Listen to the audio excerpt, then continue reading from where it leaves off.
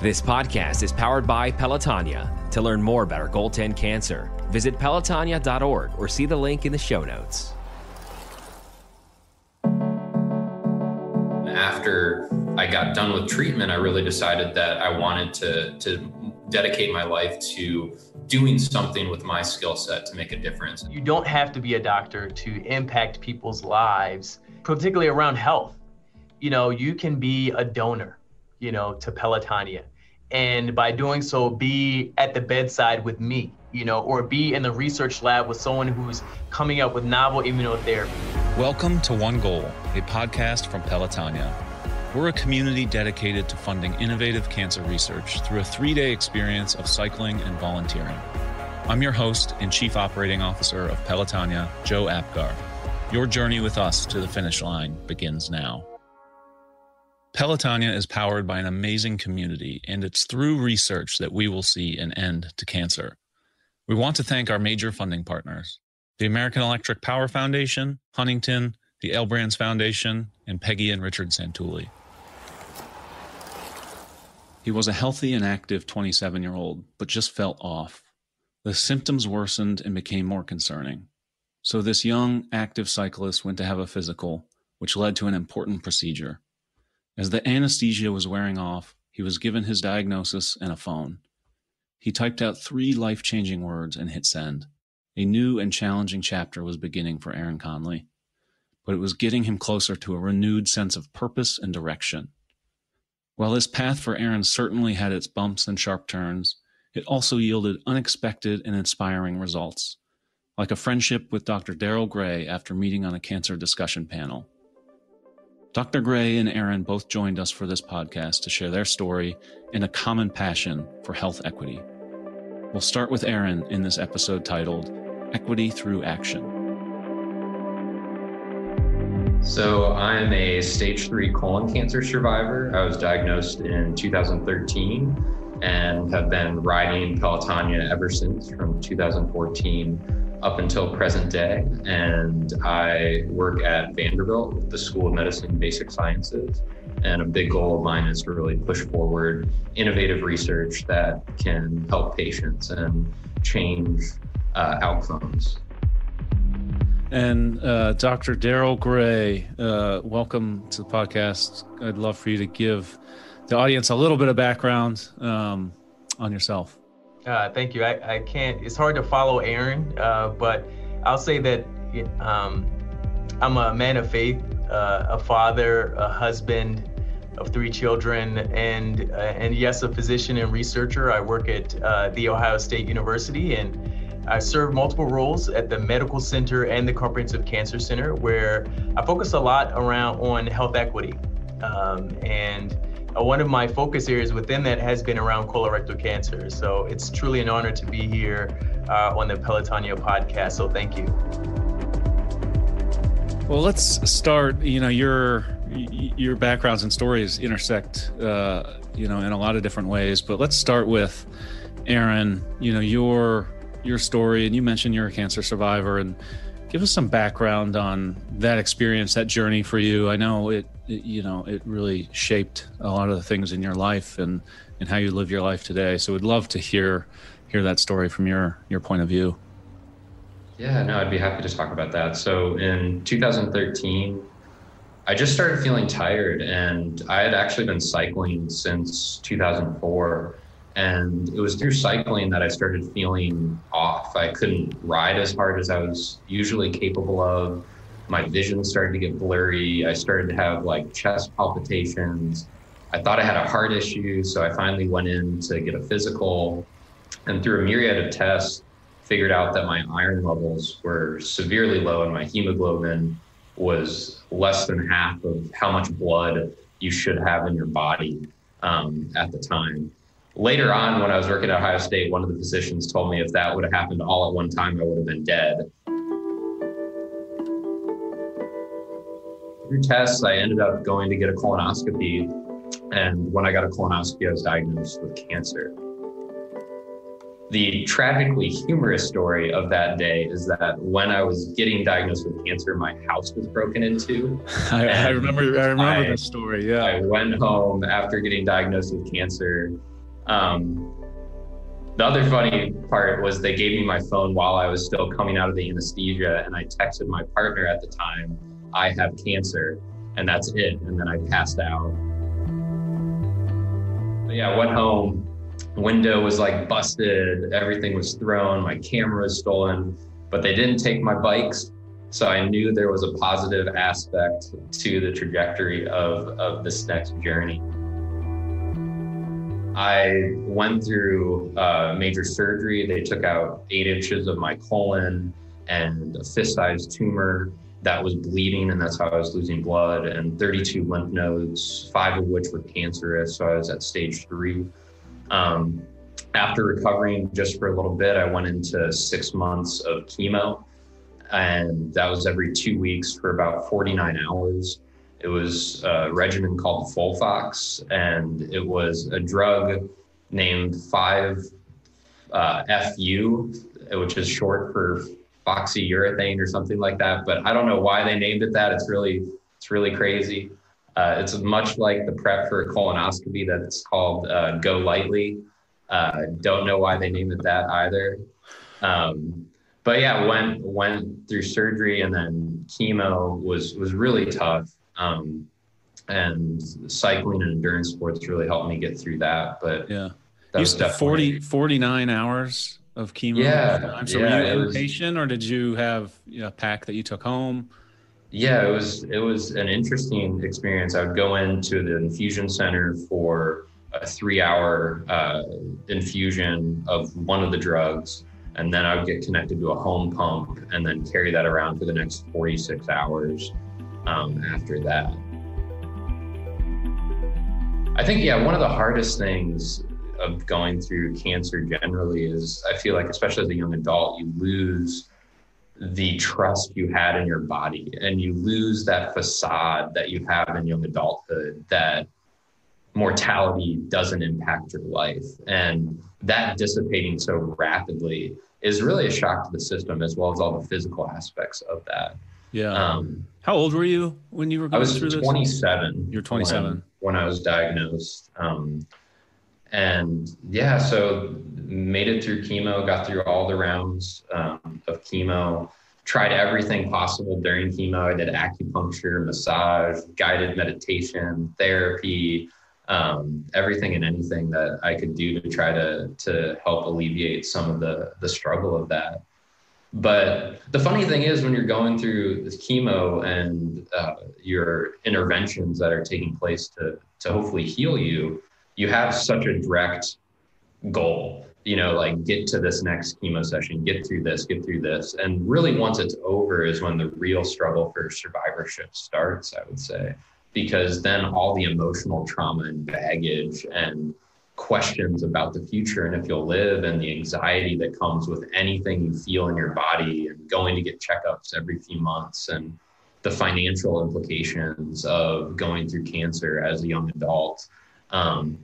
All those things really start to hit, and then its impact on your relationships, its impact on your kind of thoughts of and planning for long-term life. All those things start to come together afterwards. But it was honestly through Pelotonia that I found such a community of people and gained experiences that I never would have had before.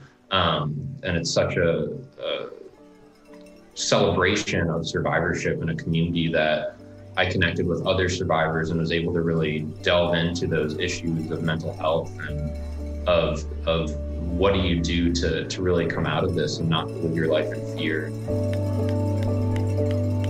Appreciate you sharing that. I mean, I think, you hit on something really important, which is post-treatment, sort of everything that sort of comes with a cancer diagnosis, and being young, and financial implications, and, ghost pains, and always thinking every headache's probably going to lead you to the hospital, and things like that. Yeah, I want to pause and sort of pivot to you, Dr. Gray, and, you see the other side of this so often, and you have had to deliver that news to people. And, I'm curious, I think first, what got you into this, this role that you're in? What got you interested in medicine and helping people? And, why did you decide to pursue this as a career path to begin with? I got interested in medicine, a career in medicine, via my father, actually. So my father practiced internal medicine in inner city Baltimore, Maryland, that is. And as a young man, as a young boy, really just growing up and kind of shadowing him. And those were the times where I could follow him into the office and see, what he did on a daily basis, but also to see, even outside of the office, the impact he had on people's lives, both in times of sickness, right? But in times of wellness, and the rapport and relationships he was able to build with people from literally all walks of life. That had a tremendous impact on me. And, mostly I was attracted to that piece, the relationships he was able to foster and sustain.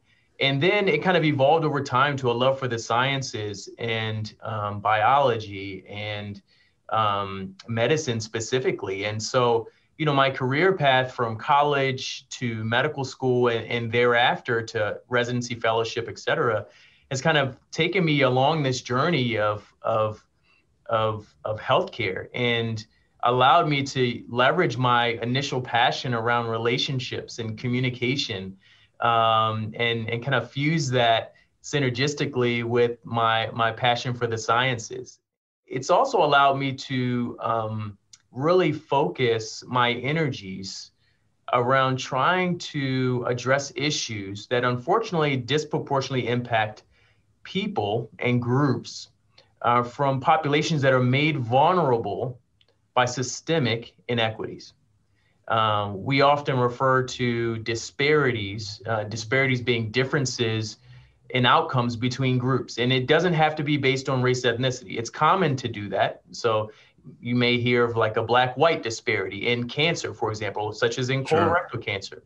But it can be age, it can be, disability, it can be religion. I've really focused my career on really trying to make sure that I'm a voice and advocating for those who aren't necessarily at the tables and the boardrooms that I'm at, who don't necessarily get the resources that they need to achieve health equity, which is, us achieving health equity means that we are ensuring that everyone has a fair and just opportunity to be as healthy as possible. One really interesting thing is, I think people approach medicine and getting into your line of work from all different angles and for all different reasons. Your interest started and you really approached this work to help people first, and then the science and, biology and those interests sort of followed. But, I think that's one of the sort of paths where you and Aaron cross, because Aaron's in the same boat. And I'm sort of speaking for him and would love to hear his perspective on this too. But, Aaron went through this diagnosis and is now really doing his part for the medical world with the skills he has to help people. And I think, one of the things I take from it, and I take from the work that we do, is you don't have to be a doctor to help people, sort of, in this line of work. And there's thousands and thousands of different things you can do. But it is a very common trait among people sort of that are doctors or in this sort of world of supporting the scientific enterprise, that people approach it because they want to help. That's so good. I want to hear Aaron's perspective. I just have to say, based on what you just said, I want to emphasize, like you made such a statement that I don't want people to lose that you don't have to be a doctor to impact people's lives, to, impact particularly around health. You can be a donor, to Pelotonia. And by doing so, be at the bedside with me, or be in the research lab with someone who's coming up with novel immunotherapy, right? Just by being a donor. You could be doing what Aaron's doing. And there's so many other ways. You don't have to be the physician in the white coat. Yeah, no, most definitely. So when I was diagnosed, I was working for a nonprofit that did food access and food education for underserved populations in Columbus. And when I was diagnosed, I was so lucky to get to participate in a Pelotonia funded statewide study around Lynch syndrome and early onset colon cancer. And through that experience, I got so interested in how does research impact the outcomes and trajectories of patients. And if you have Lynch syndrome, your lifetime risk of colon cancer goes drastically up from, I'll let Darrell talk about the exact percentages, but I think it's roughly around 6% for a regular kind of individual, and it could go up to 50 to 80% if you have Lynch syndrome. And that just was so interesting to be a part of. And after I got done with treatment, I really decided that I wanted to dedicate my life to doing something with my skill set to make a difference. And I was a grant writer at the time, and I found a position working in foundation relations at Ohio State and worked with the Cancer Center to help clinicians and researchers find funds to push forward their innovative studies. And it was really exciting. And I did a similar thing at Vanderbilt, and now I work in external affairs and partnerships for the School of Medicine Basic Sciences, which is focused on foundational discovery to impact human health. I would be interested in hearing from you, Darrell, about if someone's interested in both understanding disparities more, especially how COVID is exacerbating those disparities right now, what can people do as part of the community to help eliminate disparities? I think number one, people just need to start asking questions. Be curious. Be curious. I think that's where it starts. It's try to step out of the privilege that many of us have and be curious. Start conversations within your networks, whether it's your faith group, organization, church, where there's someone who lives differently or looks differently than you. Engage in conversation, be curious. But then once you know, not only share that information with other people, whether it's family members, coworkers, friends, etc., but then take actions, right? So it's good, we have to move beyond symbolism. And the action piece can look different for people. Perhaps for some it's learning and reading more and engaging with people more. For others, maybe others are in a position to donate and to donate to causes and to garner other donors around critical issues, right? And to tell them why it's important that they be engaged. Perhaps they're corporation or organization owners that are who are struggling with the thought of, well, how do I engage in this discussion with my employees who are impacted by things like this? Bring in talent to have those conversations, help mediate those conversations amongst your employees and figure out how you can support them. So there's numerous ways. So I greatly appreciate that question, Aaron.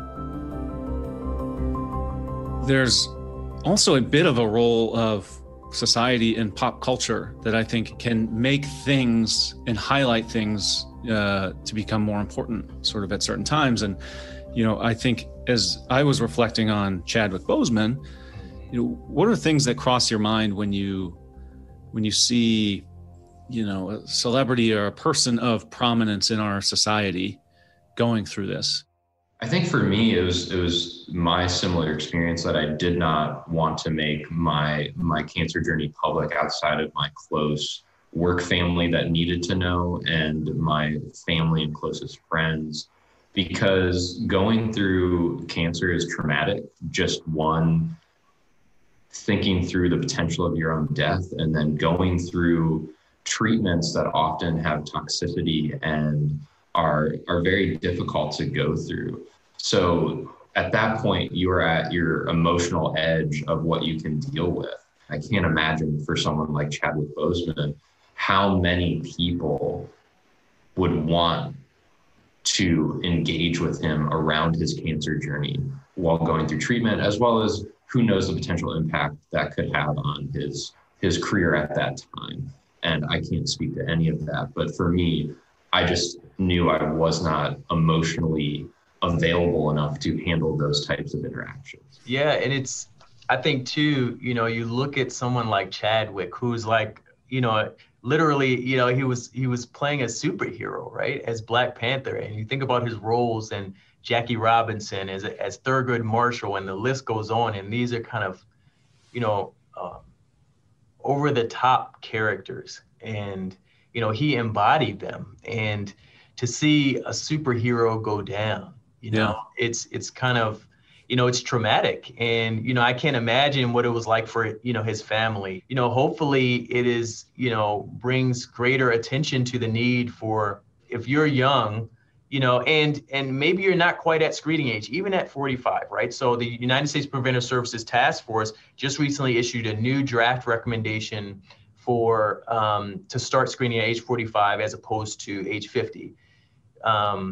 And perhaps there's some young individual listening to this that's like, okay, well, I still have some time, but who is experiencing blood per rectum, right? Or just knows that something is not right with their body. Don't ignore that. It's important that, we feel so resilient as young folks that we can easily try to ignore or put that down lower in our priority list as far as seeking medical attention in regards to symptoms. But it's so important. Do not ignore that.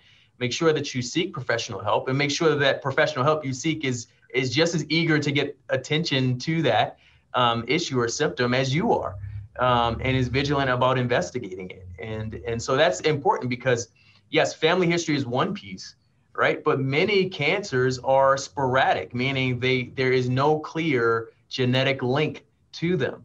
And so if you are having a symptom, don't ignore it just because mom, dad, brother, sister did not have colon cancer. And a colonoscopy is not anything to be afraid of. It's not a harsh procedure. It's not something that causes pain. The prep really isn't that bad if you treat it like a cleanse and forget what a fart feels like after about an hour of drinking it. It's really being proactive and being your own advocate for your own health is something that we don't do as well in our country, I feel like, and we really need to take that seriously in our individual lives. I think it's always great when you can bring a little humor into any conversation around a colonoscopy. Aaron always does that really well.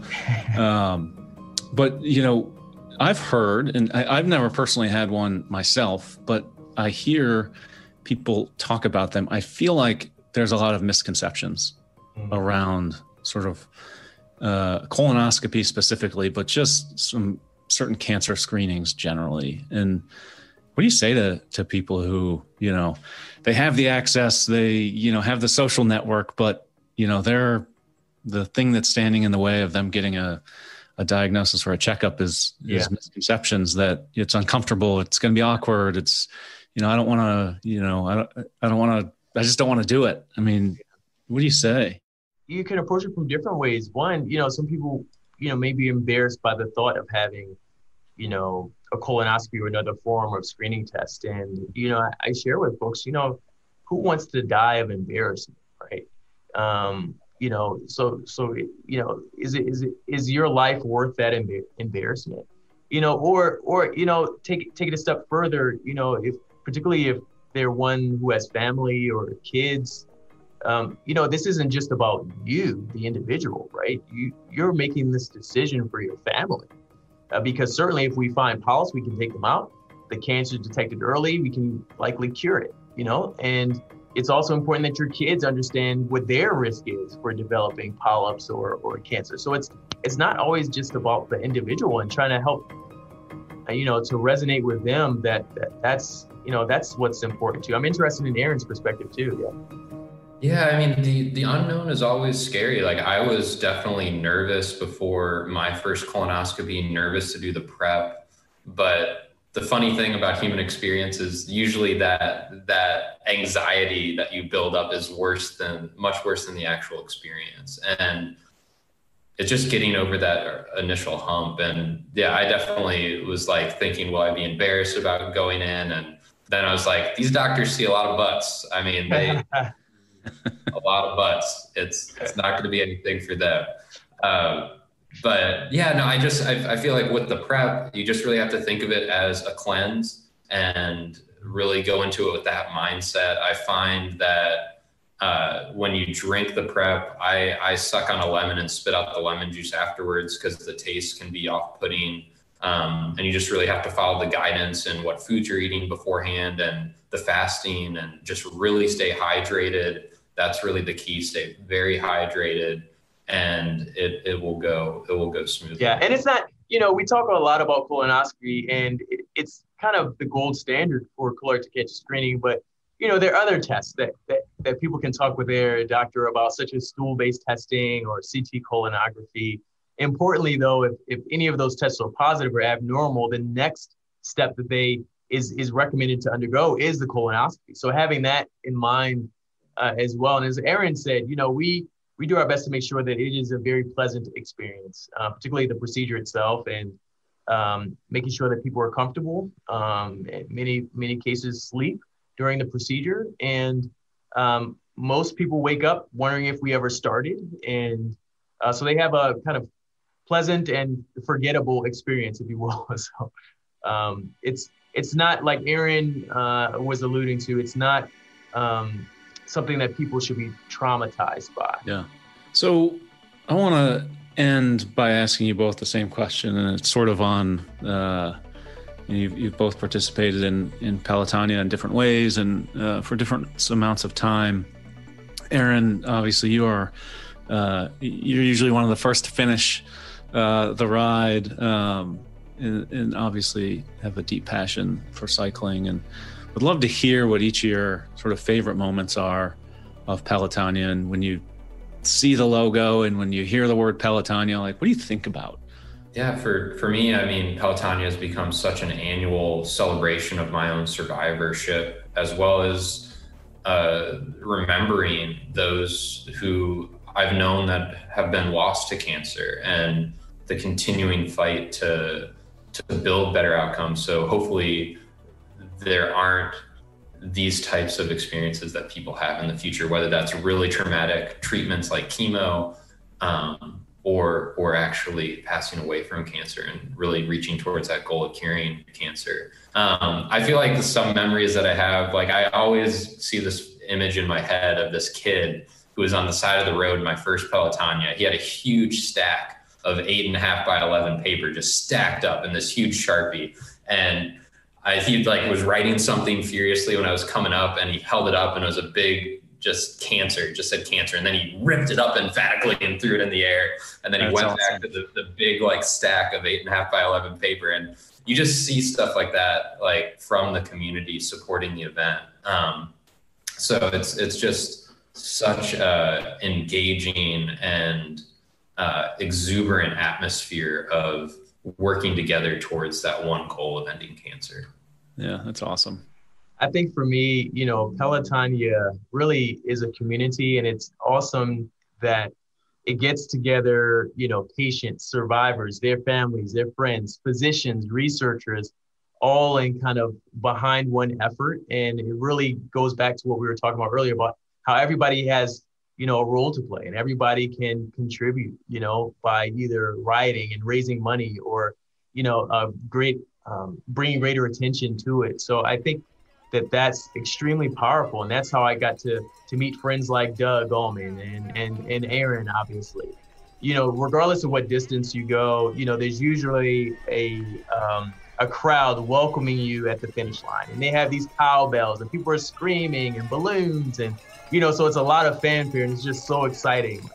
But when you come through that kind of finish line and you go to the person or people who are supporting you, that's an incredibly meaningful moment. And for me, it was when I saw my kids there and they're kind of, yay, daddy, and holding a sign that they had made. And, it's like, it's in part illegible and colors everywhere and glitter and, but it's, it's like, it's amazing. So yeah. You're the only one who can read it. You have like the dad deciphering lens. You know exactly what it says.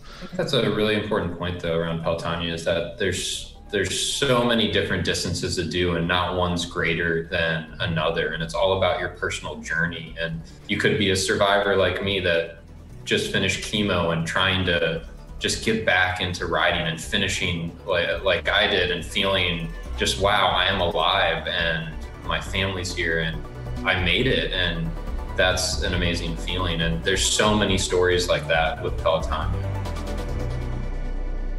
Thanks to Aaron and Dr. Gray for being a part of our community and for taking part in sharing their stories and an important dialogue. A special thanks to our major funding partners for making all of this possible: the American Electric Power Foundation, Huntington, the L Brands Foundation, and Peggy and Richard Santulli. It's hard to believe we're at the end of Season 2 of our podcast. We want to thank you for taking the time to listen and to share One Goal. There have been so many inspiring and motivating stories from our community, and we're just getting started. With that, we're happy to announce the launch of Season 3 coming February 15th, 2021. You've been listening to One Goal, a podcast from Pelotonia.